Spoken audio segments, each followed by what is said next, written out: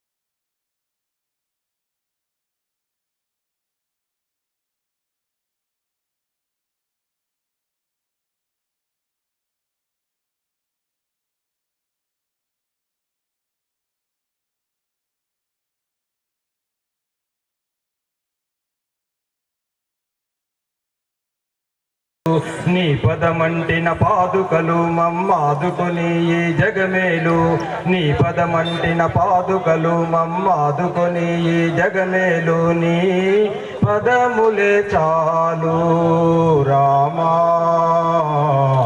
నీ పదదూలులే 10,000 నీ పదములే చాలు రామా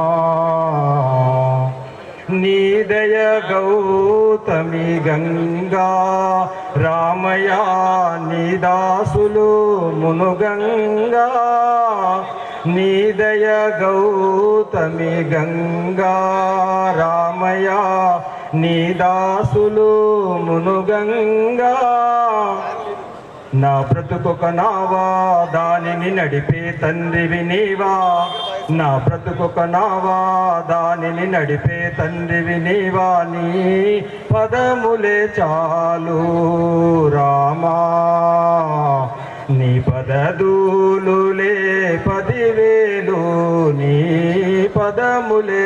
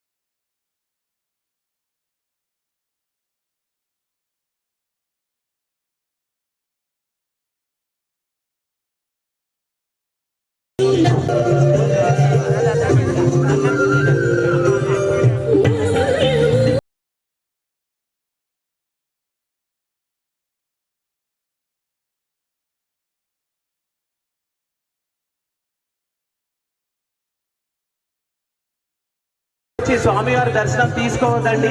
కార్యక్రమం అనంతరం మనందరికీ శ్రీరామ చందనాలో వెన్నెల రఘుపతికి వందనాలో వెన్నెల అయోధ్య అయోధ్యాపురిలోన వెన్నెలో వెన్నెల, అయోధ్యాపురిలోన వెన్నెలో వెన్నెల, దశరథుని పుత్రుడైన వెన్నెలో వెన్నెల, శ్రీరాముడు జన్మించే వెన్నెల, శ్రీరామ చందనాలో వెన్నెల, రఘుపతికి వందనాలో వెన్నెల, శ్రీరామ చందనాలో వెన్నెల, రఘుపతికి వందనాలో వెన్నెల, అయోధ్యాపురిలోన వెన్నెలో వెన్నెల, ఆనందం వెల్లు విరిసే వెన్నెలో వెన్నెల, శ్రీరామ చందనాలో వెన్నెల, రఘుపతికి వందనాలో వెన్నెల, విశ్వామిత్రుని వెంట వెన్నెలో వెన్నెల, విశ్వామిత్రుని వెంట వెన్నెలో వెన్నెల, మిథిలకి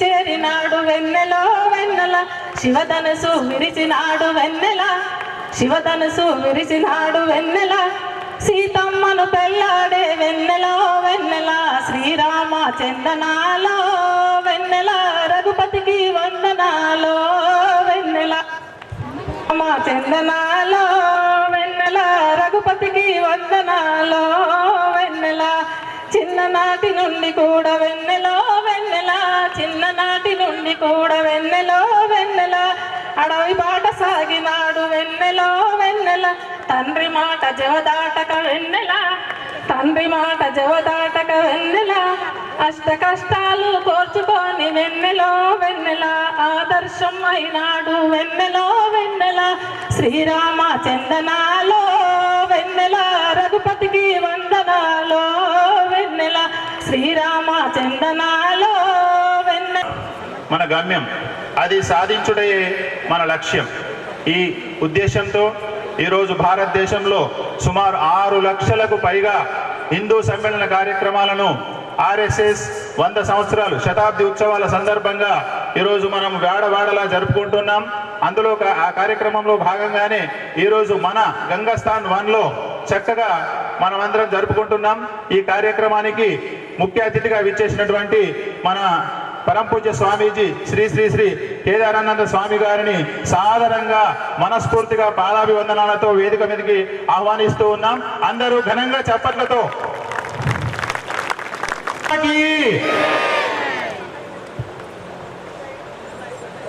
స్వామి. అలాగే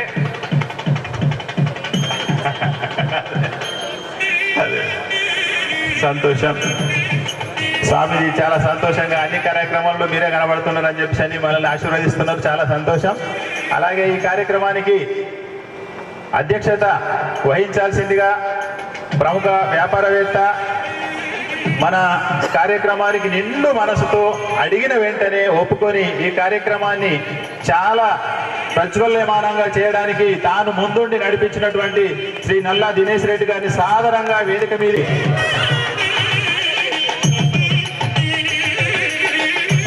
అట్లాగే ఈరోజు మీకు రావాలని పరిచయం చేయాలని కోరుతున్నాను.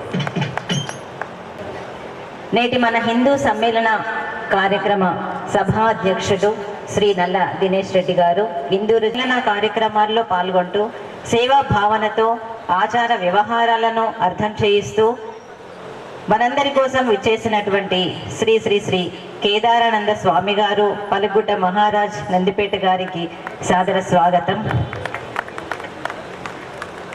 మన కోసం సమయం విచ్చేసినటువంటి ఈరోజు మన ప్రధాన వక్తగా విచ్చేసినటువంటి ప్రాంత సహసేవా ప్రముఖ మరియు క్షత్రియ కాలేజ్ అడ్మినిస్ట్రేటర్ శ్రీ బలవత్రి గణేష్ గారు స్వాగతం సార్. మీ కూడా నేటి ఈ కార్యక్రమ ప్రధాన కార్యదర్శి వ్యాపారవేత్త అవంతిరావు గారికి కూడా ఆరోగ్యం ధన సంపద. దీపం జ్యోతి పరబ్రహ్మ దీపం జ్యోతి జనార్దనః దీపో హరతు మే పాపం దీప. బో భారత్ మాతా కీ.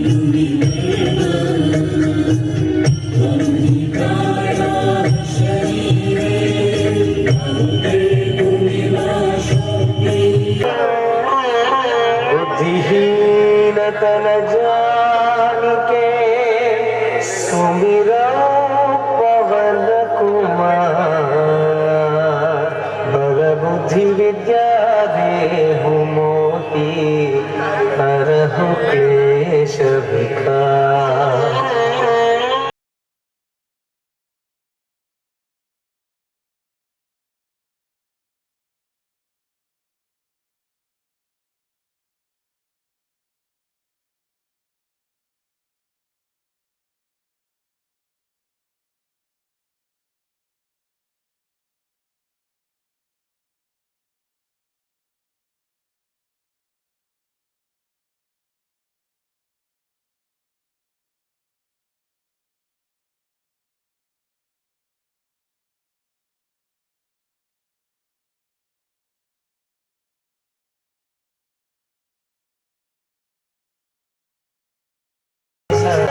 तुम मम प्रिय भरत सम भाई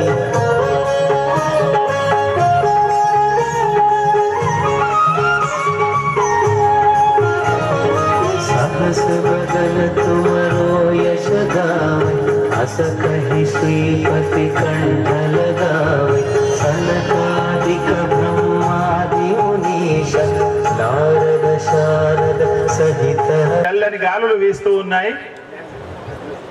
అందరం చాలా సంతోషంగా ఈ పూట ఇక్కడ మనం అందరం కూర్చున్నాం.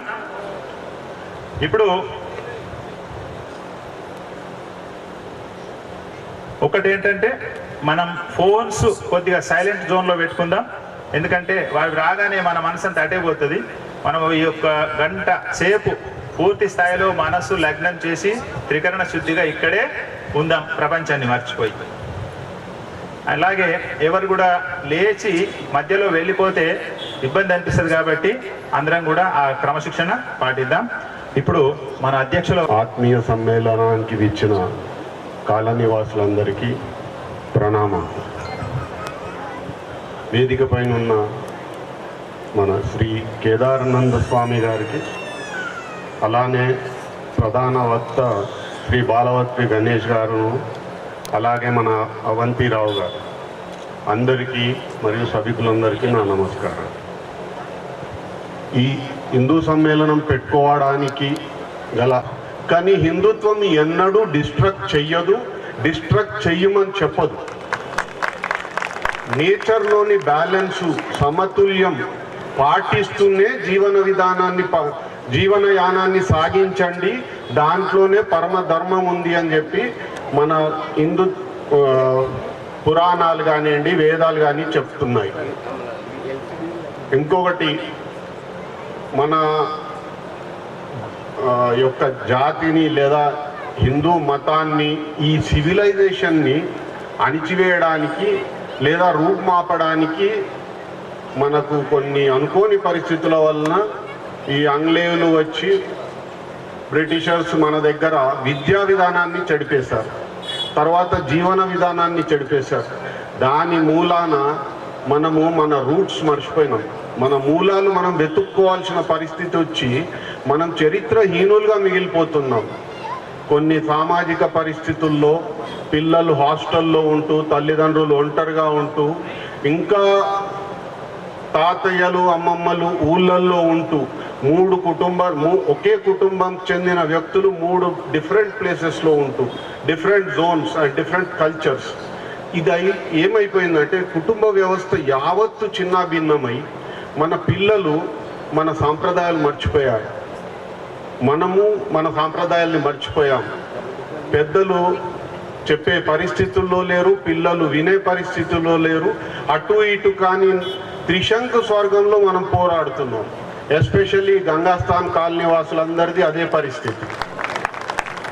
చాలా బాధ అనిపిస్తుంది. ఎంతో సంతోషంగా ఒకప్పుడు అమ్మమ్మ తాతయ్య ఇంటికి సమ్మర్లో పోయేది, నానమ్మ తాతయ్యల దగ్గర లైఫ్ అంటే స్కూల్ డేస్ మొత్తం ఉండేది. అలాంటిది ఇప్పుడు పిల్లలు హాస్టల్లో లేదా యుఎస్లో తల్లి తాత తండ్రి తల్లి అమ్మమ్మ వీళ్ళు మాత్రం ఇక్కడ ఉంటున్నారు. ఇది కొద్దిగా బాధాకరమైన విషయమే. అందుకే ఇక్కడ ఈరోజు మనకు యువత ఎవరు కనపడట్లా. మన విద్యా విధానం కూడా ఎలా అయిపోయిందంటే 6th 7th నుంచే IIT preparation or pre foundation whatever you call it. రెండోది హాస్టల్లో ఉంచడం ఇంటర్మీడియట్.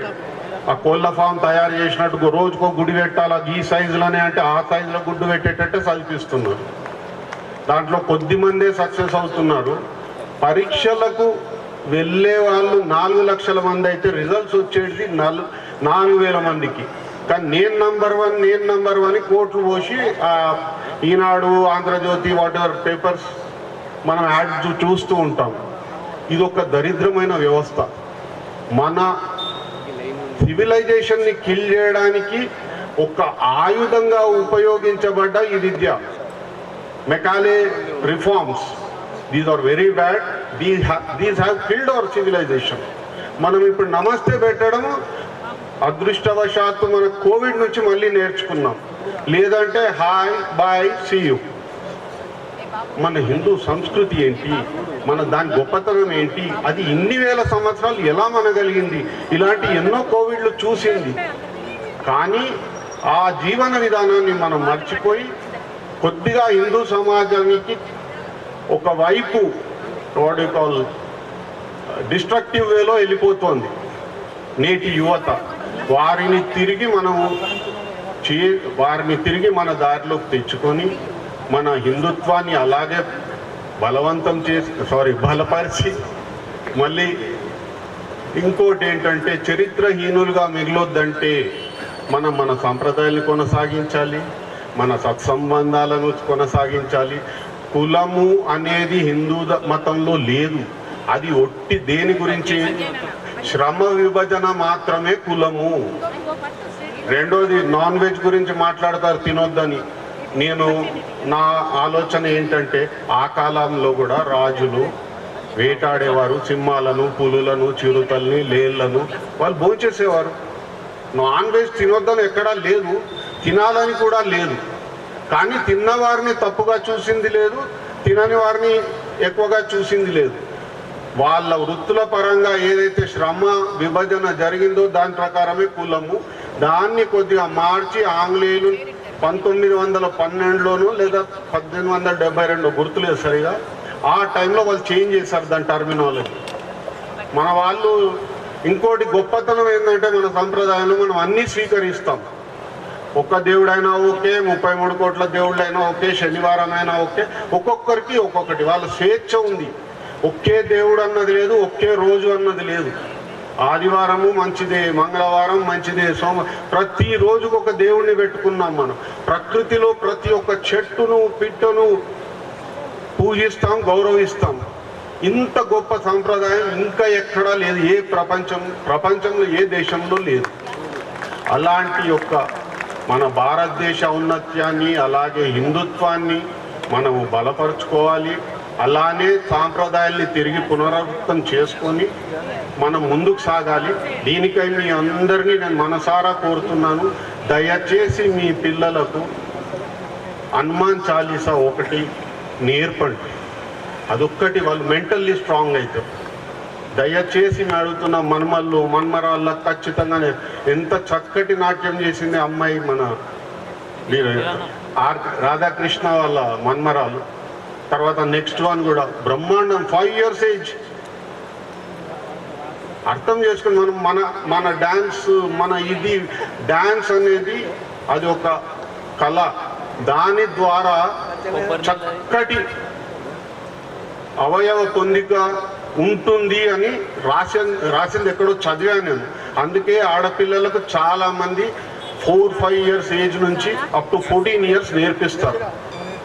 వారు రజస్వల అయ్యేటప్పటికీ ఆల్రెడీ వాళ్ళ ఆర్గాన్స్ అన్ని వెల్ డెవలప్డ్ ఉంటాయి. అదొక మంచి శుభ సంకేతం తను తర్వాత ఫ్యూచర్లో ఒక మహిళగా యువతిగా జీవితం గడపడానికి. ఇవన్నీ మనం మర్చిపోతున్నాం. ప్రతి ఒక్క దాంట్లో చిన్న చిన్న సూక్ష్మమైన అర్థాలు ఉన్నాయి. అదే మన హిందుత్వ గొప్పతనం. అండ్ దాన్ని నేడు మన వక్త గారు మహారాజు గారు ఇంకా విపులంగా చెప్తారు సూక్ష్మంగా.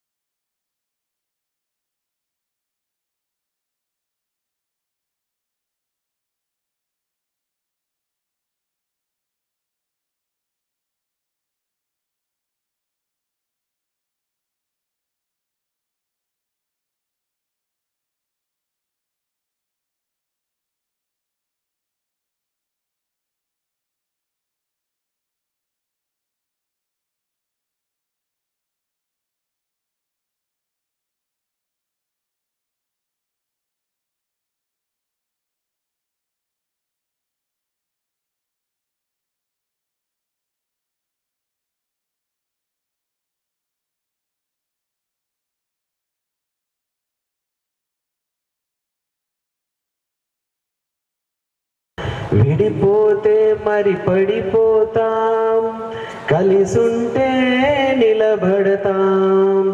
అందరిలో ఒకే తత్వం, అదే కదా మనకు బలం.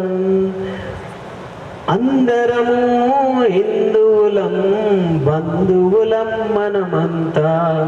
మన అందరికీ కన్న తల్లి ఈ భారత మాత. పూచే పువ్వుకి కులముందా, వీచే గాలికి కులముందా, పారే నీటికి కులముందా, పండే చేనుకి కులముందా.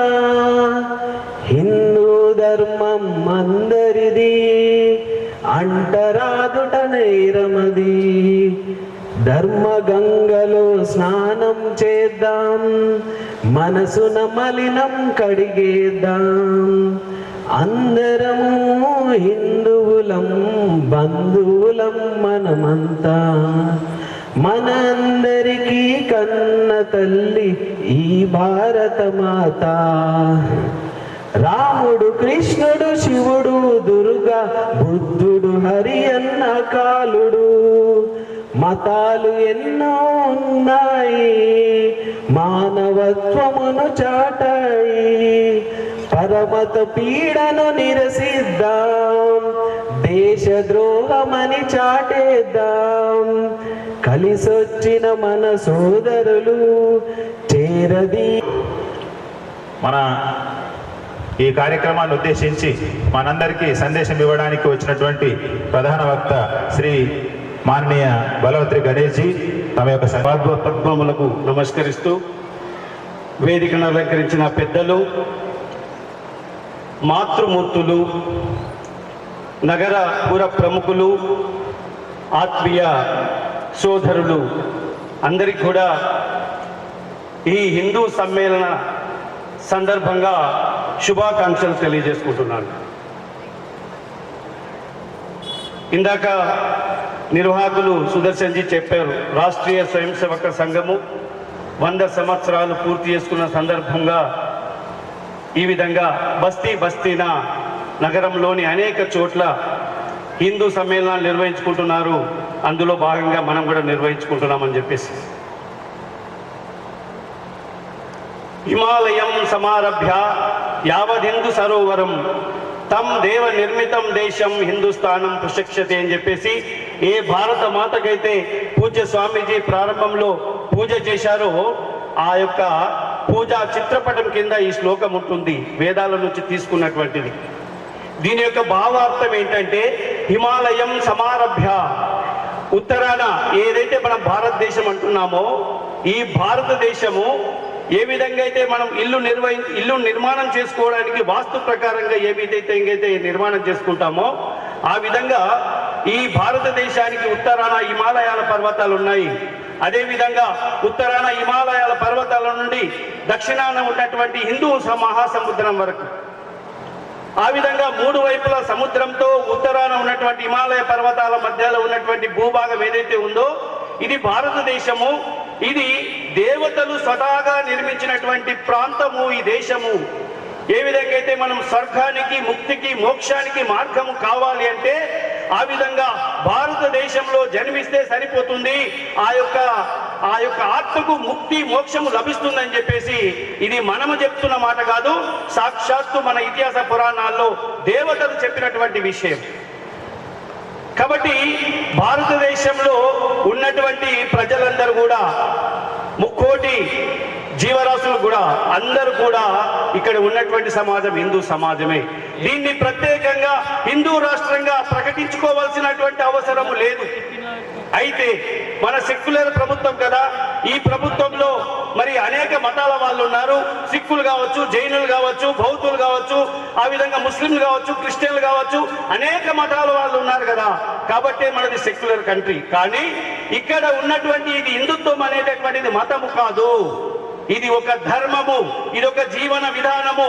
ఇక్కడ ఉన్నటువంటి ఇప్పటిదాకా చెప్పుకున్నటువంటి చుట్టూ 3 వైపుల సముద్ర నీరుతో నిండి ఉండి ఉత్తరాన హిమాలయ పర్వతాల మధ్యలో ఉన్నటువంటి ఈ భూభాగంలో ఉన్నటువంటి ప్రతి ఒక్కరు కూడా ఈ హిందూ ధర్మాన్ని పాటించాల్సిందే. అది జీవన విధానము. ఆ యొక్క ధర్మం ఎంత గొప్పదంటే ఏదైతే మతాలు అని మనం మతాల్లోకి వెళ్ళినట్టయితే ఆ మతాలు మతాలు గొప్పయి, మా దేవుణ్ణి ఆరాధిస్తేనే మీరు స్వర్గానికి పోతారని చెప్తుంది. కానీ హిందూ ధర్మం ఏం చెప్తుంది? సర్వే జన సుఖినో భవంతు అని చెప్తుంది. అందరూ బాగుండాలి, అందులో నేనుండాలి అనేటటువంటి సంస్కృతి హిందుత్వం యొక్క సంస్కృతి, హిందూ సాంప్రదాయం. కాబట్టి ఇక్కడ ఉన్నటువంటి అనేక మతాలు ఏమున్నా కూడా ఈ దేశము భారతదేశము, ఇది హిందూ దేశము, ఇది హిందూ దేశంగా ప్రత్యేకంగా ప్రకటించాల్సినటువంటి అవసరం లేదని సభాముఖంగా మీ అందరికి తెలియజేసుకుంటున్నాను. అయితే ఈ రాష్ట్రీయ స్వయం సేవక సంఘము శతాబ్ది సందర్భంగా ఈ సమాజానికి అంతా కూడా ఈ విషయాన్ని తెలియజేయడానికి మనము తెలుసుకోవడానికి ప్రయత్నం చేస్తున్నది ఏంటంటే ఏదైతే ఈ దేశము మరి ఇక్కడ ఉన్నటువంటి అనేక మతాలు ఇక్కడ ఉన్నటువంటి హిందూ ధర్మం పైన దాడులు చేస్తున్నటువంటి సందర్భంగా మరి ఈ హిందుత్వానికి విఘాతం కలిగిస్తున్నటువంటి దానికి కారణం ఏంటి అంటే వాళ్ళందరూ కూడా హిందువులే అని చెప్పేసి చెప్పడానికి ప్రధాన కారణము ఈ రోజు దేశంలో స్థితులు మారిన తర్వాత ఈ రోజు అనేక మంది కూడా రాజ్యాంగాన్ని రచించినటువంటి డాక్టర్ బిఆర్ అంబేద్కర్ గారు కూడా చెప్పినటువంటి విషయం ఏంటంటే, నేను సమాజంలో అనేక ఒడిదుడుకులను ఎదుర్కొన్నాను. బాల్యం నుండి ఈ సమాజం నన్ను వెలివేసింది, ఈ సమాజం నన్ను చిన్న చూపు చూసింది. అయినా కూడా నేను హిందుత్వాన్ని వదిలిపెట్టను.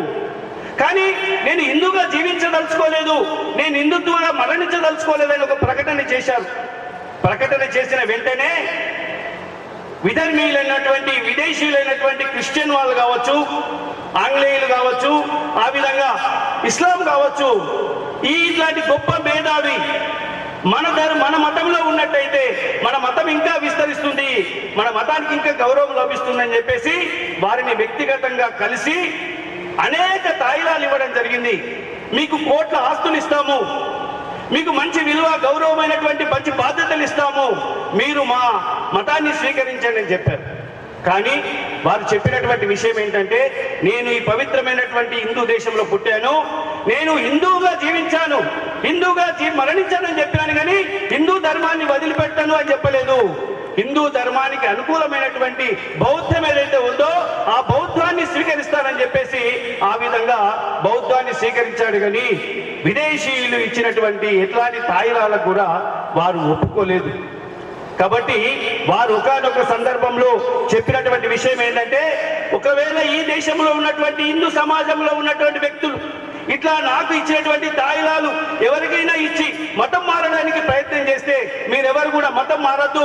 ఎందుకంటే ఈ హిందూ దేశంలో ఉన్నటువంటి ఒక హిందూ ధర్మాన్ని పాటించేటటువంటి ఒక వ్యక్తి విదేశీ ధర్మాన్ని పాటించినట్టయితే మన యొక్క కోట గోడలు ఏవైతే ఉన్నాయో, మన ధర్మానికి మన రాజ్యానికి కోట గోడలు ఏవైతే ఉన్నాయో, ఈ గోడల యొక్క ఇటుక బయటపడ్డట్టయితే దాన్ని మనం తీసుకురావడానికి ఇబ్బంది పడాల్సి వస్తుంది.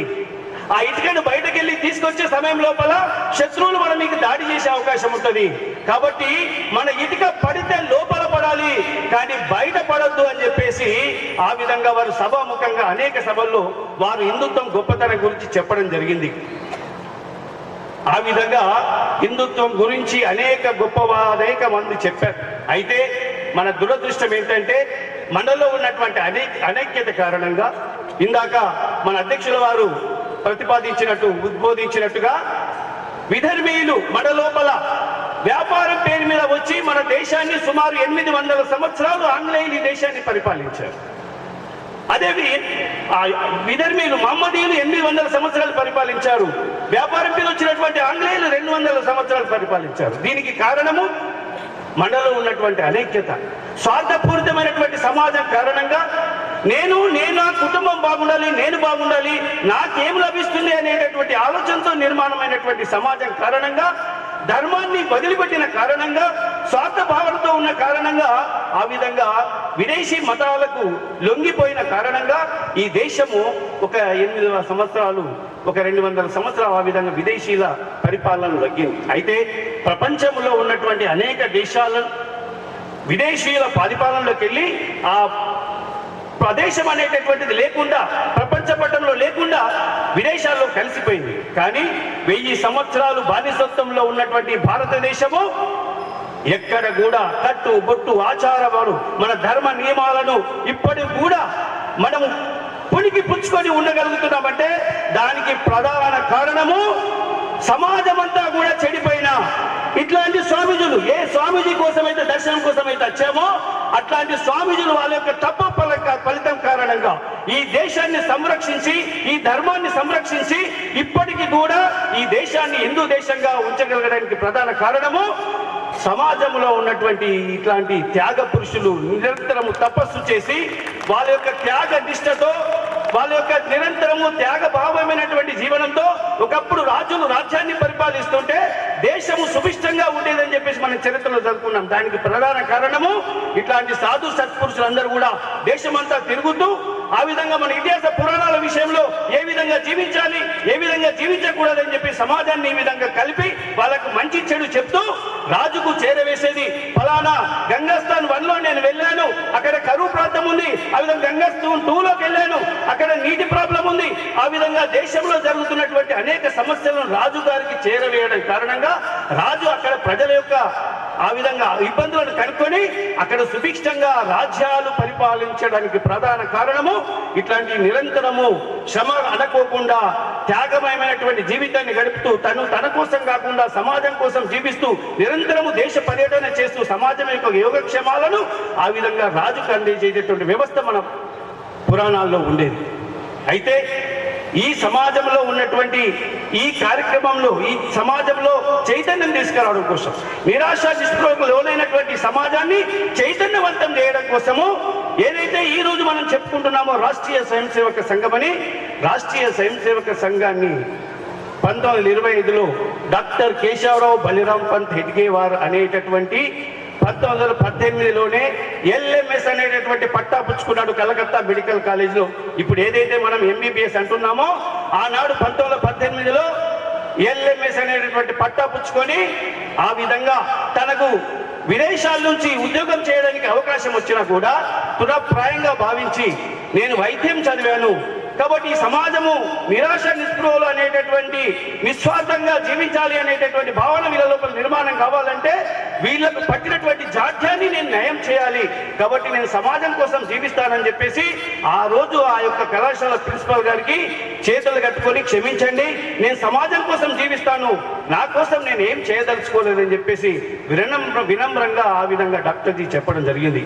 చెప్పడమే కాదు స్వతహాగా బాల్యంలోనే ఆయన దేశభక్తి పరుడు. ఆ విధంగా దేశభక్తిని బాల్యంలోనే పునికి ముచ్చుకోవడం కాదు, ఈ రోజు మనము మన పిల్లల్ని చదివించాలి అంటే ఎక్కడ స్కూల్ బాగుంది, ఎక్కడ కళాశాల బాగుంది అని చెప్తాం, ఎక్కడ కళాశాలలో ఫ్యాకల్టీ బాగుంది, ఎక్కడ ల్యాబ్స్ బాగున్నాయి అని ఆలోచన చేస్తాం. కానీ ఆ రోజు పూజని డాక్టర్ కేశవరావు బలిరాం పంత్ ఎవరైతే రాష్ట్రీయ స్వయం సంఘాన్ని ప్రారంభం చేశారో బాల్యంలోనే వందే మాతరం ఉద్యమంలో పాల్గొన్న కారణంగా అతన్ని పాఠశాల నుంచి సస్పెండ్ చేయడం జరిగింది. అయినా బాధపడలేదు, అతను తన మేనమామ దగ్గర ఉండి విద్యాభ్యాసాన్ని కొనసాగించాడు.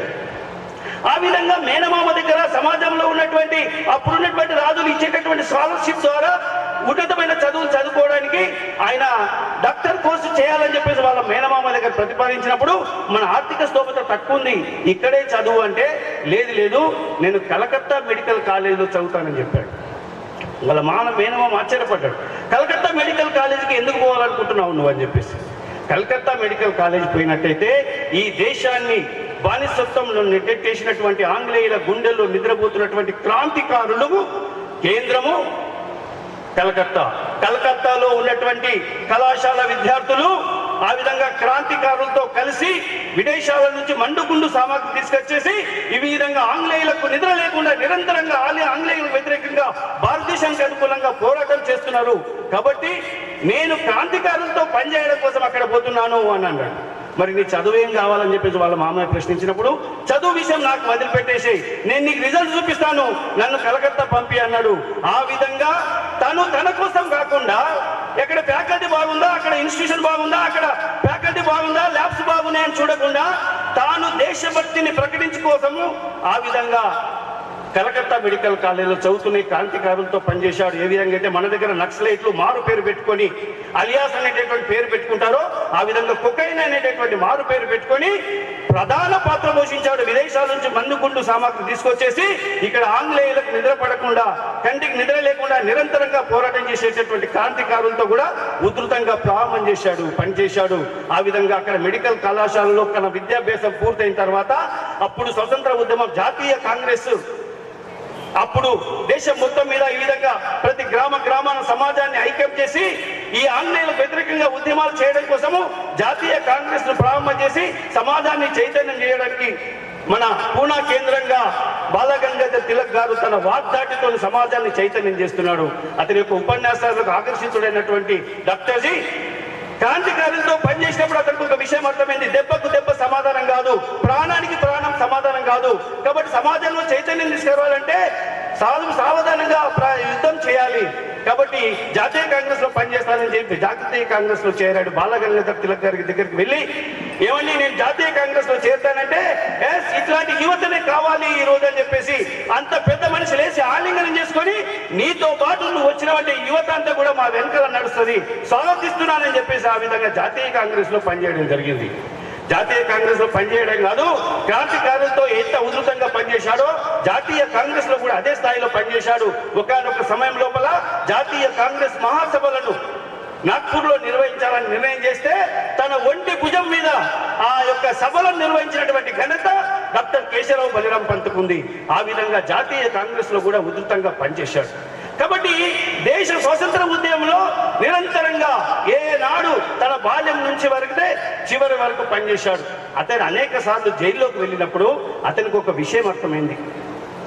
తాను సమాజంలో ఉన్నటువంటి అనేక మంది ఆంగ్లేయుల గుండెలకు ఎదురెట్టి వాళ్ళ తుపాకులకు ఎదురెట్టి పోరాటం చేస్తున్నటువంటి వాళ్ళు జైల్లోకి వెళ్ళేసరికి అక్కడిచ్చేటటువంటి తాత్కాలిక అవసరాలు, సహజంగా రాజకీయ ఖైదీలకు ప్రత్యేక ఏర్పాట్లు ఉంటాయి.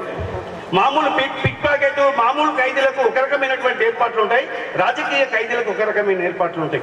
కాబట్టి అక్కడ అందరూ రాజకీయ ఖైదీలు దేశం కోసం పోరాటం చేస్తున్నారు కాబట్టి వీళ్ళకి ప్రత్యేకంగా ఏర్పాటు చేయడం జరిగింది. ఏమిటి ఏర్పాటు చేశారు? పరుపులు, దిండ్లు ఆ విధంగా ఏర్పాటు చేశారు రాత్రి పడుకోవడానికి. ఈ విధంగా ఆంగ్లేయులకు తుపాకులకు ఎదురొట్టి గుండెను ఎదురొట్టి ప్రాణాలను త్యాగం చేసి కుటుంబాన్ని పక్కన పెట్టేసి పోయినటువంటి వాళ్ళు అక్కడ పోయేసరికి అక్కడ ఏర్పాటు చేసినటువంటి తాత్కాలిక ఉపశమనం కోసం, పరుపుల దిళ్ల కోసం పోరాడేటటువంటి వ్యవస్థను వారి దృష్టికి వచ్చింది. ఒకవేళ ఇట్లాంటి నాయకులకు ఈ దేశం చేతులు పెడితే అసలు స్వాతంత్రం వచ్చినటువంటి దేశాన్ని మనం సంరక్షించుకోగలుగుతామా అనేటటువంటి ఆయన మధ్యలో ఒక ప్రశ్న కలిగింది. కాబట్టి ఈ తాత్కాలిక సుఖాల కోసం ప్రాకులాడేటటువంటి వాళ్ళకు దేశ స్వతంత్రాన్ని ఇస్తే వీళ్ళు దేశ స్వతంత్రాన్ని కాపాడగలుగుతారా అనేటటువంటి ప్రశ్నకు సమాధానం ఏం దొరికిందంటే, వ్యక్తి నిర్మాణ ప్రక్రియ, సంస్కారవంతమైనటువంటి సమాజం తన కోసం కాదు సమాజం కోసం జీవించాలి. మన చరిత్ర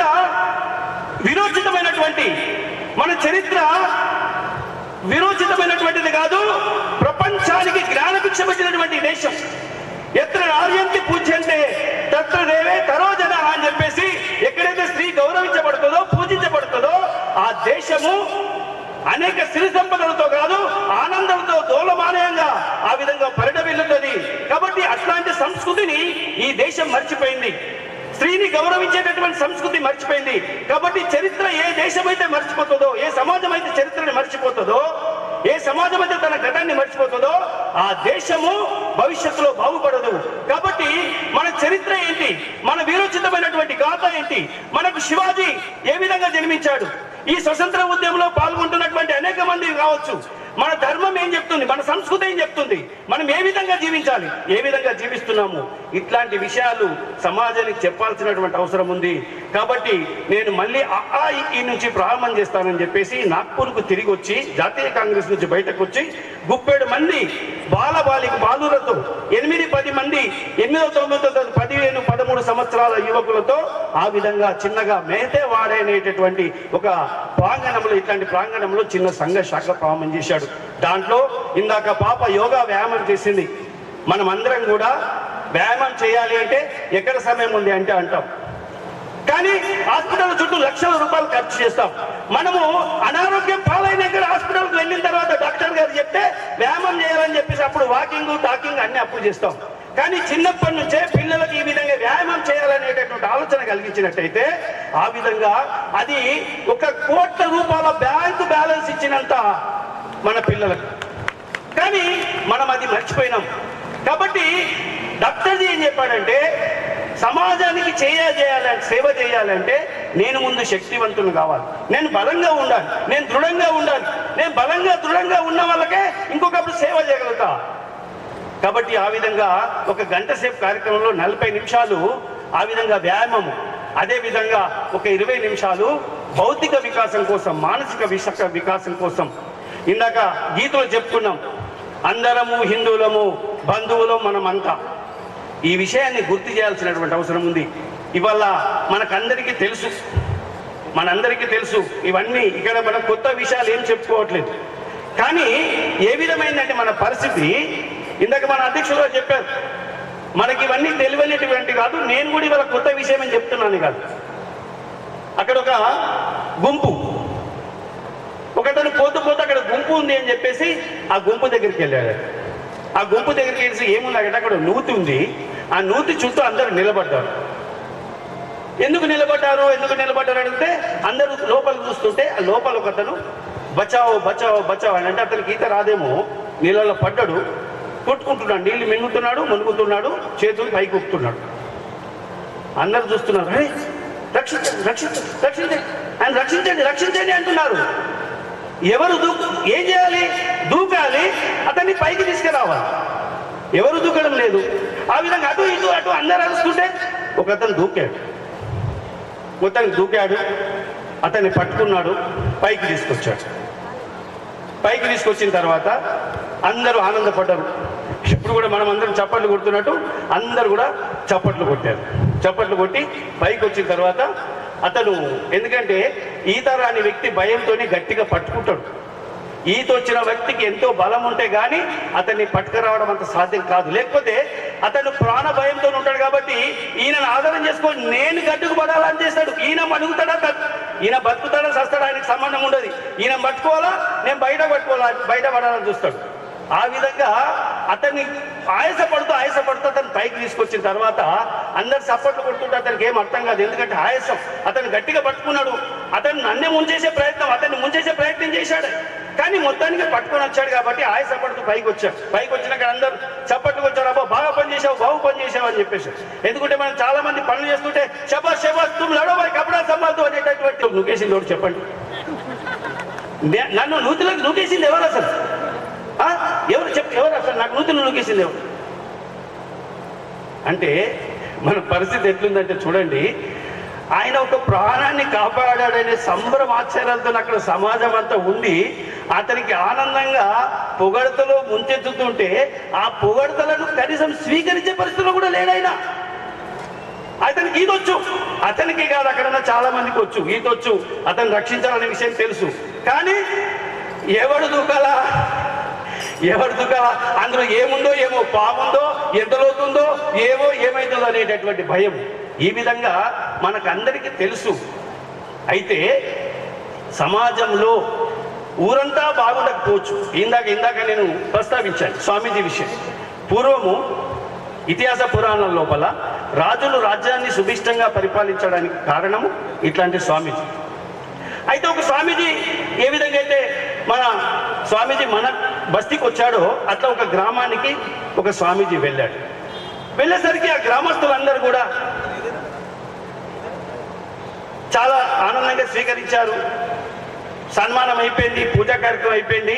అయ్యా మా గ్రామం యొక్క సమస్య మీకు చెప్తాము అని చెప్పారు. ఏంటి సమస్య అంటే, ఇట్లా మేము అట్లా రోడ్డుకి వెళ్ళాలంటే అక్కడ ఒక పాము ఉంది, ఆ పాముతో మాకు భయం ఉంది, ఆ పామును చంపేయలేకపోతున్నాం, అది ఎక్కడ పోతుందేమో తెలియదు అని చెప్పేసి అన్నారు. స్వామీజీ విషయం, స్వామీజీ యజ్ఞం పాము గురించి మీరు చింతించకండి, నేను చెప్తాను. పాము కుట్టకుండా నేను మీకు ఒక ఉపాయం చెప్తాను, మీరు పాము గురించి చింతించకండి, మీరు ప్రయాణం కొనసాగించండి అని. స్వామీజీ పోతుంటే సమాజం అంతా కూడా స్వామీజీ దర్శనానికి వచ్చినట్టు ఆ నాగశేషుడు కూడా స్వామీజీ దర్శనానికి వచ్చాడు. అతని యొక్క తపశ్శక్తితో, అతనికి ఉన్నటువంటి జ్ఞానంతో ఆ స్వామీజీతో, ఆ నాగశేషుడితో మాట్లాడాడు. నాగశేషుడితో మాట్లాడినప్పుడు, నాగశేష బాగున్నావా? బాగున్నానని చెప్పి. అప్పుడు నాగశేషుడితో ఏమన్నాడంటే, ఈ గ్రామ ప్రజలందరూ కూడా కొద్దిగా ఇబ్బంది పడుతున్నారు, కొద్దిగా వాళ్ళను నువ్వు కాటు వెయ్యకు అని చెప్తాడు. అప్పుడు ఆ నాగశేషుడు ఏమంటే, స్వామీజీ మీరు చెప్తున్నారు కదా, ఇప్పటి నుంచి నేను కాటు వెయ్యా. సరే మంచిది, వెళ్ళిపోయినాడు. కొద్ది రోజుల తర్వాత ఆ విధంగా తిరిగిన తర్వాత 5-6 నెలల తర్వాత మళ్ళీ స్వామీజీ ఆ గ్రామానికి వచ్చాడు. ఆ స్వామీజీ గ్రామానికి వచ్చేసరికి ఆ వస్తువు ఉంటే ఆ నాగశేషుడు మళ్ళీ ఎదురయ్యాడు. ఆ నాగశేషుడు ఎదురైనటువంటి సందర్భంలో మొత్తము ఆ నాగశేషుడు బక్క చిక్కిపోయినాడు, గాయాలున్నాయి, శరీరం అంతా గాయాలున్నాయి. ఏంటిది విషయం అని చెప్పేసి, నాగశేష బాగున్నావా అంటే, నా పరిస్థితి ఇట్లా ఉంది స్వామీజీ అని చెప్పాడు. అప్పుడు ఆ స్వామీజీ ఏమన్నాడంటే, ఎందుకు ఈ పరిస్థితి వచ్చిందంటే, మీరు ఎవరిని కాటేయకద్దన్నారు, ఎవరిని ఏం చేయకద్దన్నారు కాబట్టి నేను కాటేయడం బంద్ చేసిన కాబట్టి వచ్చిన వాళ్ళు పోయిన వాళ్ళు నన్ను కడబడగానే రాళ్ళ బట్టి కొడుతున్నారు, తప్పించుకోవడానికి పోతున్నా, కొందరు పోగానే ఊరుకోరు కదా, అవి పాము పోతుంది కదా అని ఇంకా దగ్గరకు ఇంకో రాళ్ళు వేసుకుంటారు. అట్లా తుంటారు వాళ్ళందరూ కూడా రాళ్ళు వేసిన కారణంగా నీ శరీరం అంతా ఏ విధంగా గాయాల పాలైపోయి బక్క చిక్కిపోయినా అని చెప్పారు. అప్పుడు స్వామీజీ ఏమన్నాడంటే, నేను నీకు పుట్టకద్దన్నాను కానీ బుస కొట్టకద్దన్నానా? బుస కొట్టాలి కదా, నువ్వు బుస కొడితే వాళ్ళు పారిపోతావు. ఎప్పుడైతే నువ్వు పారిపోతావో నిన్ను ఇంకా వెంబడిస్తూ నిన్ను ఇంకా పారదోలడానికి ప్రయత్నం చేస్తారు. కాబట్టి నువ్వు బుస కొట్టు అని చెప్పారు.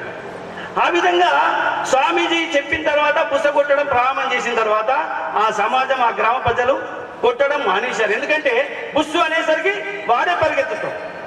కాబట్టి ఈ సమాజం కూడా ఇందాక డాక్టర్జీ ఈ విధంగా సమావేశాలు పెడితే కూడా ఎవరన్నా చిన్న గోల చేసేసరికి భయపడి పారిపోయే రకంగా ఉండేది. కానీ స్వామీజీ ఈ సంఘటన కారణంగా మనకి ఏమర్థమవుతుంది, ఈ హిందూ ధర్మము అనేటటువంటి విఘాతం జరుగుతున్నప్పుడు, ఈ సమాజము అనేక సమస్యలను ఎదుర్కొన్నప్పుడు, ఇక్కడ ఉన్నటువంటి విధర్మీయులు ఈ ధర్మానికి విఘాతం కలిగిస్తున్నప్పుడు కనీసం మనం వాళ్ళ మీద మనం చర్య తీసుకోకపోవచ్చు, వాళ్ళను సంహరించకపోవచ్చు.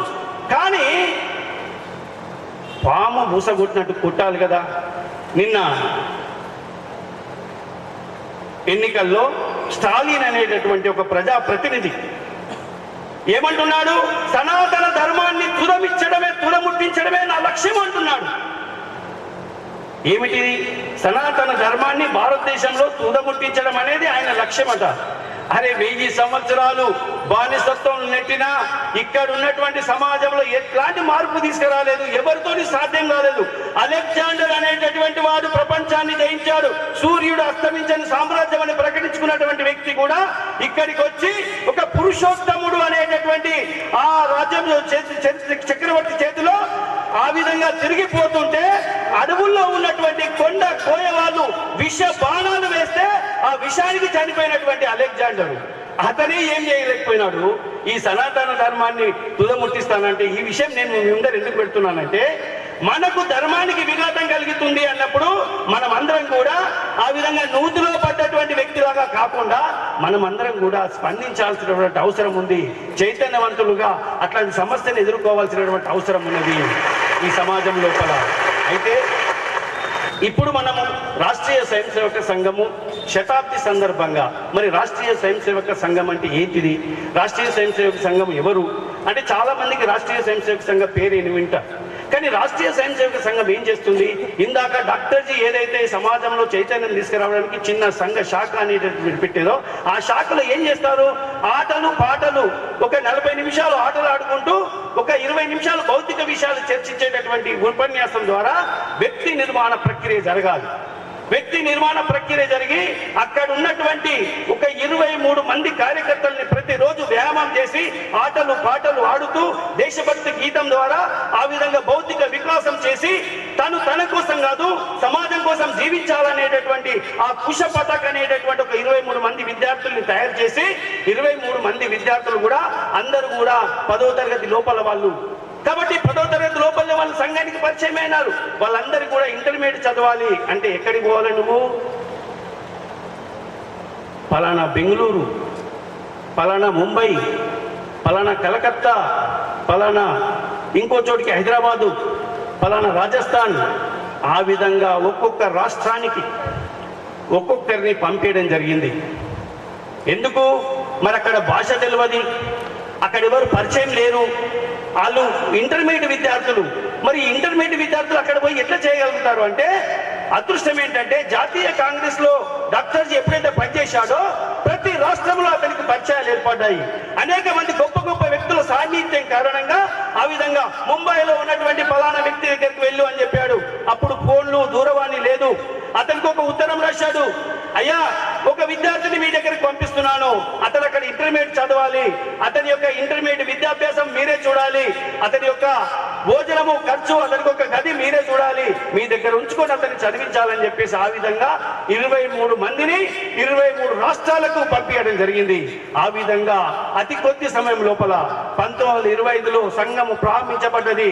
1940 వరకు నాగ్పూర్ లో సంఘ శిక్షా వర్గం జరిగితే ఈ విధంగా ఈ సభా మంటపంతా కూడా శిక్షా వర్గకు అప్పుడు 30 రోజుల సంఘ శిక్ష వర్గకు ప్రతి రాష్ట్రం నుంచి యాచిదేయి యాచిదోల మరాఠీలో దీని యొక్క భావార్థం ఏంటంటే ఈ శరీరంతో ఈ కళ్ళతో నేను ఇక్కడ చిన్న భారతదేశాన్ని చూస్తున్నానని చెప్పాడు. కాబట్టి అతి తక్కువ సమయం లోపల 15 సంవత్సరాల లోపల రాష్ట్రీయ స్వయం సేవక సంఘ అనేటటువంటిది నాగ్పూర్లో ప్రారంభమైనటువంటి చిన్న సంఘ శాఖ 40 వరకు దేశమంతా విస్తరించింది. మరి ఈ సంఘ శాఖలో ఆ విధంగా చూడండి, ఒక ఇంటర్మీడియట్ విద్యార్థులు ఆ విధంగా భాష తెలియదు, పరిచయం లేవు, అయినా వెళ్ళగలిగారు అంటే వాళ్ళను ఎంత మానసికంగా తయారు చేశాడో చూడండి. రాష్ట్రీయ స్వయం సేవక సంఘము కార్యకర్తలను ఏ విధంగా తయారు చేస్తుందంటే, మన పక్కనే ఉన్నటువంటి మధ్యప్రదేశ్ ఇండోర్లో ప్రభుత్వము లోతట్టు ప్రాంతంలో అతి పేదవారికి క్వార్టర్స్ ఇచ్చింది. ఏ విధంగా గవర్నమెంట్ ఇప్పుడు 100 ఇళ్ళు ఇప్పుడు ఇస్తున్నారు కదా చిన్న చిన్న, ఆ విధంగా గవర్నమెంట్ క్వార్టర్స్ ఇస్తే ఆ లోతట్టు ప్రాంతంలో ఇల్లు కట్టుకుంటారు అందరు కూడా, గవర్నమెంట్ కట్టి వాళ్ళకి ఇవ్వడం జరిగింది. ఇది ఎప్పుడో పాత సంఘటన కాదు, 2020లో జరిగినటువంటి సంఘటన చెప్తున్నాను నేను. 2020లో మనోజ్ అనేటటువంటి ఒక ముఖ్య శిక్షకు ఆ శాఖను నడిపించేటటువంటి కార్యకర్త ఉదయం ముఖ్య శిక్షక కార్యకర్త శాఖ నడిపించి పేపరు ఇంటింటికి పేపర్ వేసి వచ్చినటువంటి డబ్బుల ద్వారా పుస్తకాలు కొనుక్కొని వాళ్ళ అమ్మగారు వీధిలో ఉన్నటువంటి ఉన్నతమైన ఇళ్లలో బోళ్ళు బాసాలు తోముకొని పనిచేస్తుంటే తనకు ఒక తమ్ముడు కుంటికాలు, తండ్రికి చదువు రాదు, అతి సామాన్యుడు, 2 అన్నదమ్ములు, తల్లి తండ్రి పూరి గుడిసే గవర్నమెంట్ ఇచ్చినటువంటి క్వార్టర్లో ఉంటారు. సాయంత్రం పూట సంఘ కార్యకర్తలు చెప్పిన కారణంగా అతను ప్రీ ట్యూషన్ సెంటర్, ఒక ఇంటర్మీడియట్ విద్యార్థి చదువుతున్నటువంటి వయసు లోపల చూడండి, తాను తన కాళ్ళపై నిలబడడం కోసం పత్రిక వేసి డబ్బులు సంపాదించాడు. ఉదయం సంఘ శాఖ నడిపించాడు, సాయంత్రం ప్రీ ట్యూషన్ నడిపించాడు ఇంటర్మీడియట్ విద్యార్థి. అట్లాంటి మనోజ్ అనేటువంటి కార్యకర్త గురించి ఇట్లాంటి సభా వేదిక మీద వాళ్ళ అమ్మగారికి రాష్ట్రపతి అవార్డు ఇవ్వడం జరిగింది. మరి మనోజ్ అనేటువంటి వ్యక్తికి ఇవ్వకుండా అవార్డు వాళ్ళ అమ్మకి ఇవ్వడం ఏందని మీ ప్రశ్న రావచ్చు. 2000 సంవత్సరంలో తుఫాన్లు వచ్చిన కారణంగా ఆ యొక్క లోతట్టు ప్రాంతంలో ఉన్నటువంటి ఆ ఇళ్లలోకి నీళ్ళు వచ్చేసి అర్ధరాత్రి 12 గంటలకు ప్రారంభమైనటువంటి వర్షం నిరంతరంగా 4 గంటల వరకు పడుతూనే ఉన్నది. అనేక మంది నిద్రలు లేచిన వాళ్ళు లేచినట్టు వచ్చేశారు, బయటకు వచ్చేశారు, ఎత్తు ప్రాంతానికి వచ్చేశారు. అనేక మంది వాళ్ళు ఎవరు వచ్చారు చూసుకునేసరికి కొందరు పిల్లల్ని మర్చిపోయి వచ్చేశారు. నిద్రలో వర్షం పడుతుందని చెప్పేసి కొందరు పిల్లలు అక్కడే ఉండిపోయినారు. ఆ విషయాన్ని అందరూ కూడా ఏడుస్తూ గగ్గోలు పెడుతూ, అయ్యో నా పాప అక్కడే ఉంది, నా బాబు అక్కడే ఉన్నాడని ఆక్రందనలు పెడుతున్నారు. కానీ వర్షం పడుతుంది, మొత్తం జలమయం అయిపోయినాయి, ఇల్లు మునిగిపోయే పరిస్థితి వచ్చేసింది. అప్పుడు ఈ మనోజ్ అనేటటువంటి కార్యకర్త తన శాఖలో ఆడేటటువంటి ఆటల ద్వారా తాడు లాగేటటువంటిది, దండ లాగేటటువంటిది, ఏ విధంగా దుంకుకుంటూ పోయేటటువంటి ఆటల ద్వారా తనకు వచ్చినటువంటి ఆ శాఖలో నేర్చుకున్నటువంటి ఆటల నైపుణ్యాన్ని ఉపయోగించేసి ఒక పెద్ద తాడును సంపాదించుకొని అక్కడ ఒడ్డుకు ఒక తాడు కట్టి ఆ విధంగా ఇళ్లలోకి సుమారు 4 గంటల పాటు, పొద్దున 4 గంటల నుంచి 8-9 గంటల వరకు అనేక సార్లు లోపలికి వెళ్తూ వస్తూ 18 మంది పిల్లలు, నీళ్ళ మధ్యలో మునిగిపోయినటువంటి 18 మంది పిల్లల్ని ఒక మనోజ్ అనేటటువంటి కార్యకర్త బయటకు తీసుకొచ్చాడు. ఇదంతా కూడా అవార్డు ఇస్తున్నప్పుడు అవార్డు ఇచ్చేటటువంటి మనోజ్ అనేటటువంటి వ్యక్తి గురించి చెప్తున్నటువంటి సంభాషణ ఇదంతా కూడా. ఆ విధంగా 4 గంటలు మునుగుతూ తేలుతూ వచ్చిన కారణంగా అతను వర్షపు నీరు ఏ విధంగా ఉంటుంది, మొత్తం మురికిమయమైపోతుంది. ఒక చీటీ దొరికింది. ఆ చీటీలో ఏముందంటే, ఇక్కడ అనేక కుటుంబాల పేర్లతో సహా వాళ్లకు పప్పు, ఉప్పు, కారము, ఇళ్లలో నీళ్ళని మునిగిపోయినాయి కాబట్టి బయటకు వచ్చిన తర్వాత ఎవరికి ఏమేమి ఇవ్వాలని చెప్పేసి లిస్టు రాసి పెట్టుకున్నాడు. ఆ విధంగా మునుగుతూ తేలుతూ బయటకు వచ్చిన తర్వాత కూడా ఈ సమాజానికి నేనే విధంగా సహాయపడగలను, సంఘ కార్యకర్తలందరూ కూడా నగరంలో ఉన్నటువంటి పుర ప్రముఖులను సమీకరించేసి ఈ విధంగా లోతట్టు ప్రాంతంలో ఉన్నటువంటి సమాజం అంతా కూడా వరద నీటికి బయటకు వచ్చేసింది. కాబట్టి వాళ్ళ యోగక్షేమాలు మనం చూడాలని చెప్తే ఎవరికి ఏమేమి ఇవ్వాలో అని చెప్పేసి లిస్ట్ రాయమని చెప్తే ఆ విధంగా లిస్ట్ రాసుకొని జేబులో పెట్టుకున్నాడు. ఆ జేబులో ఉంది లిస్టు. డాక్టర్ గారు ఆశ్చర్యపడ్డారు, ఇంత చిన్న వయసులో ఇంత గొప్ప పని చేస్తున్నాడు, ఈ జాబితా ఏంటి అని చెప్తే సంఘ కార్యకర్తలు చెప్పారు. ఆ విధంగా అతను చనిపోయిన రోజు ఆ బస్తీలో ఎవ్వరు కూడా భోజనం చేయలేదు.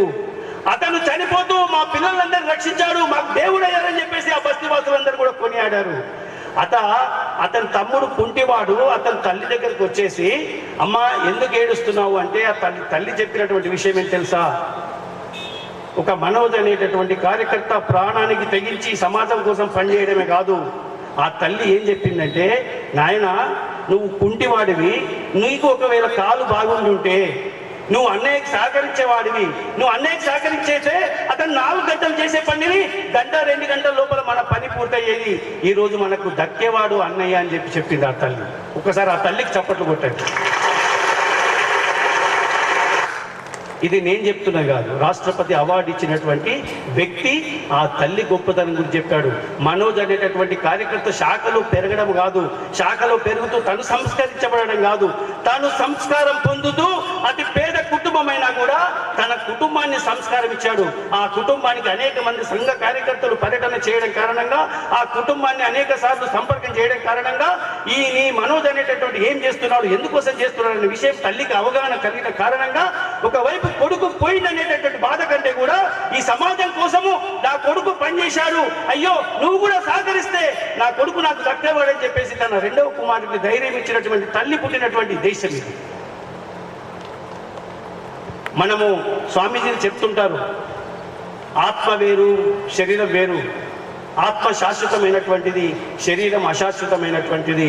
దీన్ని మనం రాగద్వేషాలకు దూరంగా ఉండాలని చెప్పేసి చెప్తుంటారు. ఇది అంత సులభమా? గొప్ప వాళ్ళకే సాధ్యం కాదు. కానీ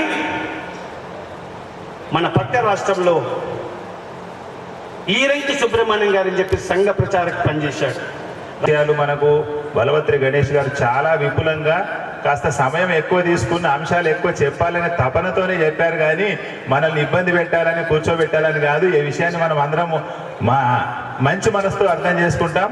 ఇక ఇప్పుడు మనం ఎవరి కొరకైతే ఎదురు చూస్తున్నామో, ఎవరి ఆశీర్వచనాన్ని పొందాలని కోరుకుంటూ ఇక్కడ నిశ్శబ్దంగా క్రమశిక్షణతో ఉన్నామో, వారి యొక్క ఆశీస్సులు పొందడానికి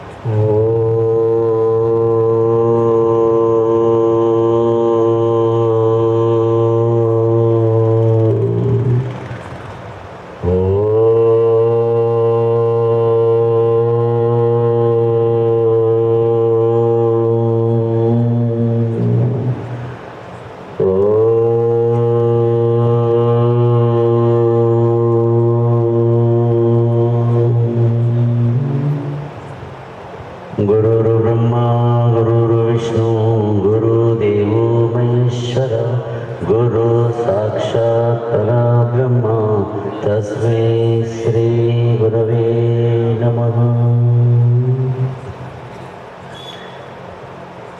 ఈశ్వరుడి యొక్క అనుగ్రహంతో మన 100 సంవత్సరాల యొక్క సందర్భంగా డాక్టర్ కేశవరావు మరి ఎక్కడో వారు వాళ్ళ వంశకులు మన కందగుర్తుల్నే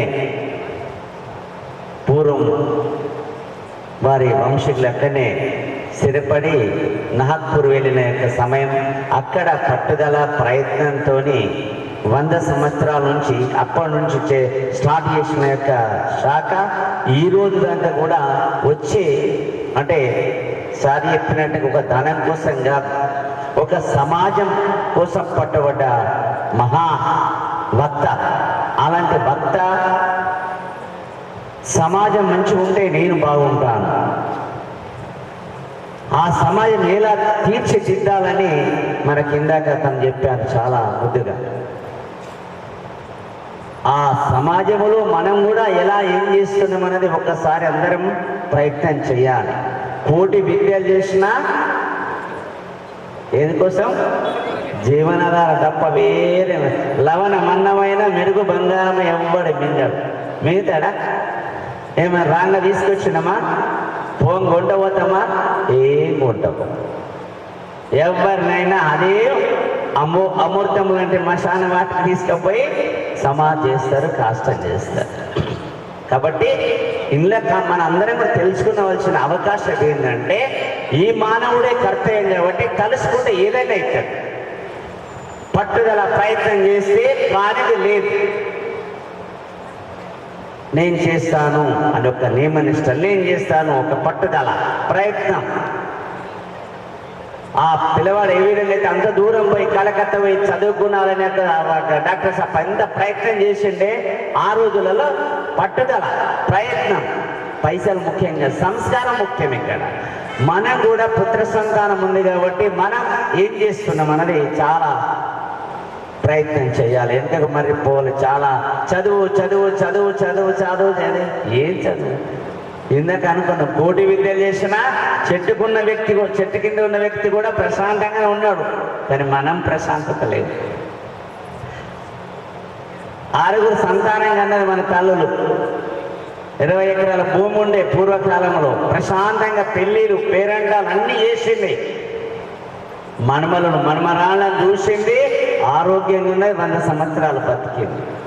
ఈ రోజులలో మనం కోట్లు సంపాదిస్తున్నాం, లక్షలు సంపాదిస్తున్నాం, కానీ శాంతి లేదు. శాంతి ఎక్కడైనా కొనుక్కుంటే దొరుకుతుందా? దొరుకుతుందా? శాంతి దొరకదు. శాంతి కావాలంటేనే తనకు తానే ప్రయత్నం చేయాలి. నేను సమాజంకి ఏం చేసినా అది శాంతి. నేను ఒక కర్తగా, ఒక వక్తగా ఎక్కడికి పోయి నేను చేసిన మంచి మాటలు చెప్పినా అది శాంతి. అది మానవుడు చేయవలసిన అవసరం, అవకాశం. వృధా కాకుండా మనం ఉండాలి. మన పిల్లలకు సార్ చెప్పినట్టుగా పూర్వం ఎంతో మంచి సంస్కృత పల్లెటూళ్ళలో వచ్చి ఉండేవాళ్ళు. వాస్తవంగా ఈ రోజులలో ఓళ్ళు ఉంటున్నారు, ఎవ్వరు ఉంటలేరు. సార్ చెప్పినట్టు ఇద్దరే, వాళ్ళిద్దరు భార్య భర్తలే, వీళ్ళిద్దరు భార్య భర్త, ఉన్న వాళ్ళందరూ హాస్టల్. మళ్ళీ కొన్ని రోజులు అయితే మన హాస్టల్ చెప్తారు.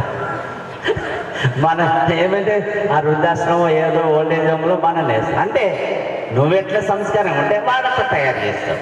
అందుకనే 10-12 ఏళ్ళ దాకా మన దగ్గర మంచి పెంచి పెద్ద చేసి మామూలు స్కూళ్ళకు పంపించి తెలుగుగా ఇది చేయించిన పిల్లలకు తల్లిదండ్రులు అంటే విలువ తెలుస్తుంది, సంస్కారం అంటే విలువ తెలుస్తుంది. ఎంత సంపాదించిన కానీ శివరి దిశలో కూడా అగ్గి పెట్టదలేదు. పూర్వకాలం అనేవాళ్ళు, అరే కనీసం వంశం వాడు ఒక్కడన్నా ఉండాలిరా అంటే, 4 పిల్లల తర్వాత ఒక్కడన్నా ఉండాలిరా, వంశం ఉండాలిరా అంటే. ఏ వంశం అండి? అతను పోయి అమెరికాలో ఉన్నాడు, ఇది అగ్గి పెట్టుకోలేడు. ఏ వంశం కూడా పెడతాడు? నిజమవుతాం. ఇంకా అవసరమైతే అట్టే సెటిల్ అయిపోతున్నారు. అంటే మన భూమి, భారతదేశం భూమి కర్మభూమి. అమ్మ, మన భారతదేశం కర్మభూమి. ఈ కర్మభూమిలో జన్మించిన వాళ్ళందరం అదృష్టవంతులం. భారతదేశంలో జన్మించిన వాళ్ళందరం అదృష్టవంతులం. పరాయి దేశాలన్నీ భోగభూములు. పరాయి దేశం భోగభూములు, ఆర్థిక నిధులు తప్ప ఇలాంటి సంస్కారం, ధర్మం ఏమి లేదు. అమ్మ అనే పదం అనేది మన భారతదేశం, నాన్న అనే పదమే మన భారతదేశం. ఇతర దేశాల మాటలన్నీ మన మమ్మీ డాడీ, మమ్మీ డాడీ. మమ్మీది చచ్చిపోయిన శవం, మీరు అందరూ కూడా తెలుసు. మళ్ళీ అంటున్నాం, ఇవన్నీ మనం చేయాలి. బయట కలుషాలను మనం బంద్ చేసుకుంటేనే మనకు ఆనందం పొందుతాం. అమ్మ అంటే ఎంత ఆనందం, పెదవులు చూడండి. ఆత్మ నుంచి వచ్చేది అమ్మ. నాన్న అనేది ఎంత అమూర్తమైన వాక్కు. అమ్మమ్మ, నానమ్మ, ఇలాంటి వాక్కులన్నీ మనం దూరం చేస్తున్నాం. ఆ దూరం చేయడం వలన ఇలా మనశ్శాంతి లేదు మనకు. పూర్వకాలంలో ఎంతో మనశ్శాంతి, ప్రశాంతంగా, ఆరోగ్యంగా, ఆనందంగా జీవించిన మహా తల్లులు ఇవాళ వాళ్ళ కడపలో పుట్టిన వాళ్ళు, మనమలు కావచ్చు, కోడలు కావచ్చు, కొడుకులు కాబట్టి శాంతిగా లేదు. కాబట్టి ధర్మాన్ని మనం రక్షణ చేస్తే భగవంతుడు చెప్తున్నాడు, సర్వజన సుఖి. అంటే ఒక వ్యక్తి ఎవరైతే 10 మేలు కోరుతారో తన మేలు పరమాత్మ కోరుతాడట. ఇది శాస్త్రం చెప్తుంది. కాబట్టి మన లోపల ఎప్పుడు కూడా నిరంతరంగా సమాజానికి ఏం చేస్తున్నాం అనే ఒక పట్టుదల, ఈ 100 సంవత్సరాల సందర్భంగా మనకి ఇలాంటి అవకాశం మరి మన గంగస్థాను 1లో మనకు పెట్టడం చాలా అదృష్టంగా భావిస్తున్నాం. ఎందుకోసం అంటే ఈ ప్రపంచంలో ఏం కొంటవు ఇదేంటి పవిత్రమైన పుణ్యం. మూర్తి పోయినా ఏముంచుకోవాలా? 100 సంవత్సరాల కింద స్టార్ట్ చేసిండు, మూర్తి పోయింది, ఇవాళ కూడా తన పేరు యాద్ చేస్తుంది. అలాంటి మహాపనులు చేసి మనం వెళ్ళాలనే అవకాశం. ఎందుకంటే ఎప్పుడు వచ్చినామో మళ్ళీ ఎప్పుడు పోతామో ఎవరు తెలియదు. ఇప్పుడు ఉన్నది విరక్షణలో మాట్లాడితే కరలేదు. అలాంటి ప్రపంచంలోకి మనం వచ్చాం కాబట్టి ధర్మం గురించి చాలా తెలుసుకున్నాలి. ధర్మమే మనకు చాలా రక్షణ. కాబట్టి మన దేశంలో ఉన్న యొక్క పవిత్రత ఇంకా ఏ దేశంలో ఉన్నాయి. కాబట్టి ఈ అవకాశం చాలా చాలా అమూల్యమైన అవకాశం. ఇలాంటి కార్యకర్తలు, ఇలాంటి మహాస్త్రీలు, తల్లులందరూ కూడా ఇలాంటి ఒక కార్యక్రమం మనకు ముందట పెట్టి చేయడం చాలా విశేషంగా. మనం కూడా అప్పుడప్పుడు ఒక ఆలయం ఉందా, ఒక సంఘం ఉందా, మరి వేరే మతస్థులు ప్రతి ఆదివారం పోతారు రమ్మ.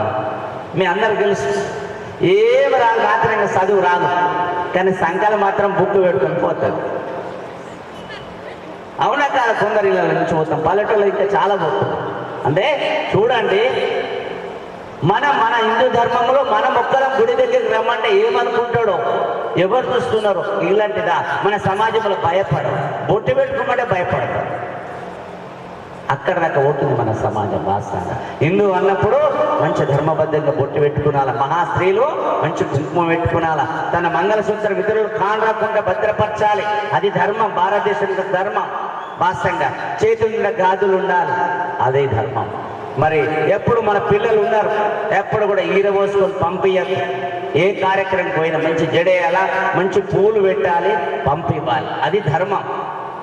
ఇవాళ ఏమైపోతుంది, ఫ్యాషన్ అని మగ ఆడపిల్లలేమో ఎండికైనా పోతున్నారు, చేతుల గాజులు లేవు. మగ పిల్లలేమో అప్పుడు గతి లేక చినిగిపోయిన పైన వేసింది, గతి లేక. ఇవాళ గతి ఉండి దుకాణంలో పోయి చినిగిపోయిన పాయింట్ వేసుకుంటున్నాం. అది ఎంత దౌర్భాగ్యం అంటే నిజంగా అది చాలా అన్యాయం. ఆ రోజులలో నిజంగా మన పూర్వీకులు పెద్ద ఉన్న ఇళ్ళకి వెళ్ళి అదకచ్చి తొడిగి పుట్టి తొడిగిన రోజులు ఉన్నాయి. ఇవాళ కావాలని వాళ్ళు పోయి చినిగిపోయిన పాయింట్. నాకు తెలియదు, ఒక పిల్లగాడిని అడిగి, అయ్యో ఏడబడ్డాడు నాన్న, పాయింట్ అంతా చినిగిపోయింది అన్న అంటే మారదు పల్లె. మరి ఏంద్రా గిట్లేదు, కాలికెళ్ళి దెబ్బలు కాలే, పాయింట్ మాత్రం చినిగిపోయింది. అంటే ఇది ఒక ప్యాషన్. అంటే అలాంటి ప్యాషన్లు మన జీవితంలో పెట్టద్దని నా ఆలోచన.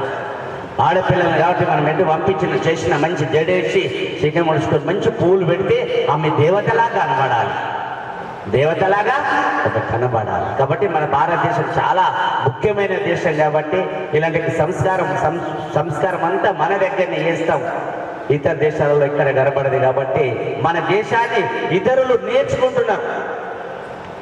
భగవద్గీత పిల్లలకు చెప్తున్నారు బయట దేశంలో, మన పిల్లలకు మనం నేర్పుతలేం. వాస్తవంగా మా భారతదేశంలో, మన బయట దేశంలో భగవంతుడు పేర్లు పెడుతున్నారు. అంటే నెట్ల కొట్టి మారది ఏ పేరు పెట్టాలంటే శివుడికి సంబంధం కానీ విష్ణుకి సంబంధం కానీ దేవుడి పేర్లు పెడుతున్నారు. మన దగ్గరికి వచ్చిన వరకు అవి లేవు. చూడండి, అంటే చెప్తున్న ఉదాహరణ. అంటే మన సంస్కారం భారతదేశంలో ఉండే చాలా కోల్పోతున్నాం. కాబట్టి పూర్వకాలం ఏమంటే రాముడికి పేరు పెడితే రాముడు కనీసం భగవంతుని యాద చేయాలి రోజు అని ఆ ధోరణితో ఆలోచన పెట్టారు. శివుడు, శివయ్య, శంకర్ ఇలాంటి పదాలు మనకు పలికాడు. కనీసం పలికరాకున్న కొడుకును వెలిస్తే రోజు యాద చేసిన పుణ్యం వస్తుందని ఆ రోజు నుంచి ఈ రోజు దాకా మనకు పెట్టిన పేర్లు. కాబట్టి మరి అతి ఎక్కువ చదువు కూడా లాభం లేదని శాస్త్రం చెప్తున్నది. ఎంత ఉండాలో అంత ఉంటేనే ఆనందంగా తృప్తిగా జీవించగలుగుతాం. మనకి రేపు పొద్దున మనకు సేవ చేస్తాడు, సమాజానికి ఉపయోగపడతాడు. సమాజానికి ఉపయోగపడ్డప్పుడే తల్లిదండ్రికి ఆనందం. బిడ్డ పుట్టంగా సీటు పంచుకోడు కాదట, కొడుకు పుట్టంగా సీటు పంచుకోడు కాదట. కొడుకు సమాజానికి ఏం చేస్తున్నాడు, నా బిడ్డ నా పేరు నిలబెట్టిందా లేదన్నప్పుడే ఆనందమైన సీటు పంచుకున్నాడు. వారి తల్లి, వారి యొక్క ఛత్రపతి శివాజీ తల్లి ఎంతో శ్రమపడి ఆయన ఆ విధంగా తయారు చేసింది. ఈ రోజు అంటే కూడా ఆమె రోజు ఆ సీటు కింద భాగ్యం పొందుతున్నది. వాస్తవంగా ఆమెనే కాదు, మనలాంటి వాళ్ళని కూడా ఆ తల్లిని యాద్ చేస్తున్నాం. అదే మన సమాజానికి ఉపయోగపడేది, అదే మన సమాజానికి గౌరవించేది. కాబట్టి ఈ అమూల్యమైన సమయం మరి ప్రశాంతంగా చాలా అడిగిన వెంటనే ఇంతకంటే మంచి కార్యక్రమానికి ఏముంది, తప్పకుండా నేను అందరితో కలవడానికి వస్తాను. గంగాస్థాన్లో నాకు చాలా మంది ఆత్మీయులు ఉన్నారు, వాళ్ళందరూ నాతో కలిసే అవకాశం నాకు ఇస్తున్నారు. మనమందరం కలుసుకుందామని చెప్పి ఒక మంచి మనసుతో మన వద్దకు వచ్చి మన మధ్య ఉండి మనందరికీ ఆశీర్వదించినటువంటి మన ప్రియతమ మాననీయ గురూజీ కేదారానంద స్వామి గారికి మనమందరం కూడా పాదాభివందనాలు సమర్పిస్తూ ధన్యవాదాలు తెలియజేసుకుందాం. ఈ తర్వాత ఒక్క 5 నిమిషాలలో మన కార్యక్రమం పూర్తి అవుతుంది. కమ్మని భోజనం రెడీగా ఉంది. అయితే ఈ 5 నిమిషాలు ఒక్క ఓపిక పట్టేసి కార్యక్రమాన్ని పూర్తి చేసుకుందాం. ఇప్పుడు వందన సమర్పణ.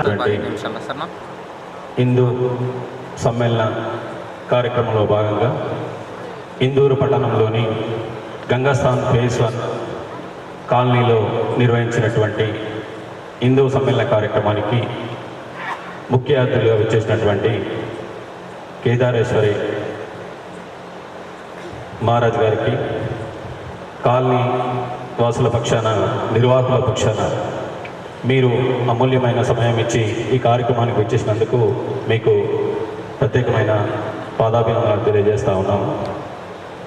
ఈ కార్యక్రమానికి అధ్యక్షులు పెద్దలు దినేష్ రెడ్డి అన్నగారు అన్ని తానై ముందుండి నడిపించి ఈ కార్యక్రమాన్ని విజయవంతం చేయడానికి సహకరించినటువంటి దినేష్ రెడ్డి అన్న గారికి కూడా కాలనీ వాసుల తరపున ప్రత్యేకమైన ధన్యవాదాలు తెలియజేస్తూ, ఈరోజు కార్యక్రమానికి వక్తగా విచ్చేసినటువంటి బాలవర్తి గణేష్ అన్న గారికి మరి తాను చక్కటి సందేశాన్ని ఇచ్చి హిందుత్వాన్ని ఏకతాటిపై తీసుకొచ్చే విధంగా తాను ఇచ్చినటువంటి సందేశం చాలా ముఖ్యమైన విషయాలు చెప్పడం జరిగింది. వారికి కూడా ఈ కాలనీ పక్షాన ప్రత్యేకమైన ధన్యవాదాలు తెలియజేస్తూ ఉన్నాను. అదేవిధంగా ఇక్కడ నిర్వహిస్తున్న కార్యక్రమానికి మొట్టమొదటిగా ఈ స్థలం కావాలని అడిగినందుకు వారు ముందుకొచ్చి ఈ స్థలాన్ని ఇచ్చినందుకు స్థలదాతకు ఈ వేదికపై ప్రత్యేకమైన ధన్యవాదాలు తెలియజేస్తూ ఉన్నాం. అదేవిధంగా ఈ కార్యక్రమం ముందుకు నడవాలంటే మరి కొన్ని అవసరాలు ఉంటాయి కాబట్టి వాటికి మరి దినేష్ అన్నతో పాటు చాలామంది కొద్దిమంది విరాళాలు ఇచ్చి ఈ సభను ముందుకు తీసుకెళ్ళినటువంటి విరాళాలు ఇచ్చిన దాతలందరికీ కూడా ఈ సభా వేదిక నుంచి ధన్యవాదాలు తెలియజేయడం జరుగుతూ ఉంది. అదేవిధంగా ఈ సభకు రక్షణ ఇచ్చినటువంటి పోలీస్ శాఖ వారికి కానీ, అదేవిధంగా ఈ కార్యక్రమాన్ని రేపు మరి నిజామాబాద్ జిల్లాను మొత్తం విస్తృతంగా ప్రచారం చేసేటటువంటి ఎలక్ట్రానిక్ మీడియాకు కానివ్వండి, ప్రింట్ మీడియాకు కానివ్వండి, వీరందరికీ కూడా ఈ సభా వేదిక నుంచి ప్రత్యేకమైన ధన్యవాదాలు తెలియజేస్తా ఉన్నాం. అదేవిధంగా రాష్ట్రీయ స్వయం సేవా సంఘ కార్యకర్తలు గత 10-15 రోజుల నుంచి కార్యక్రమాన్ని మరి వాళ్ళ మీద వేసుకొని మన కాలనీవాసులు కానివ్వండి, ఇతర కాలనీవాసులు కూడా అందరూ కూడా మరి ఇంటింటికి తిరుగుతూ కరపత్రాలు మస్తూ ఈ కార్యక్రమాన్ని మన హిందూ కార్యక్రమం కాబట్టి ఇది విజయవంతం చేయాలని చెప్పి వారు ఈ ఇంత ఎండలో కూడా ప్రతిరోజు తిరుగుతూ మరి ఈ కార్యక్రమాన్ని విజయవంతం చేయడానికి మరి వారందరి సహకారంతో ఈ కార్యక్రమం విజయవంతమని తెలియజేస్తూ మరి వారికి కూడా ఆ కాలనీవాసుల తరఫున ప్రత్యేకమైన అభినందనలు, ధన్యవాదాలు తెలియజేస్తా ఉన్నాను. ఈ కార్యక్రమాన్ని సభావేదిక నడిపించవలసిందిగా కోరుతున్నాను. అందరం నిలబడతాము. జాతీయ గీతంతో కార్యక్రమం ముగుస్తుంది. తర్వాత మనం భారత భాగ్య విధాత పంజాబ్ సింధు గుజరాత్ మరాఠా ద్రావిడ ఉత్కళ బంగా వింధ్య హిమాచల యమునా గంగా ఉజ్జల జలధి తరంగా तव शुभ नामे जागे तव शुभ आशीष मांगे गाहे तव जय गाथा जन गण मंगल दायक जय हे भारत भाग्य विधाता जय हे जय हे जय हे जय जय जय మన వసంత గారు అలాగే మొట్టమొదలు గానంతో అందరినీ అలరించినట్టు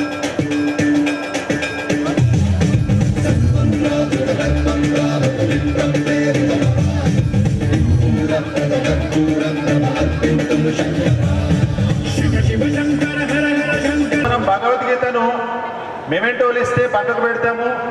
ఇంకేదో యోగా అమ్మాయి యోగ బేట భావిస్తుంది. అట్లాగే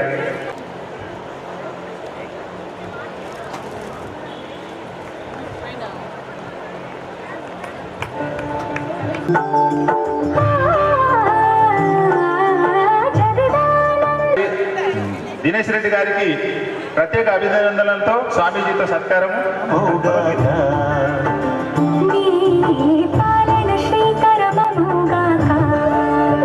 అకౌంట్స్ ఆఫీసర్గా పనిచేస్తారు, కానీ మనకు సమయం ఇచ్చి ఈరోజు మనకు సందేశం ఇచ్చినటువంటి మన ముఖ్య సన్మానం స్వీకరిస్తున్నందుకు ధన్యవాదాలు. संस्कृति सबकी एक चिरंतन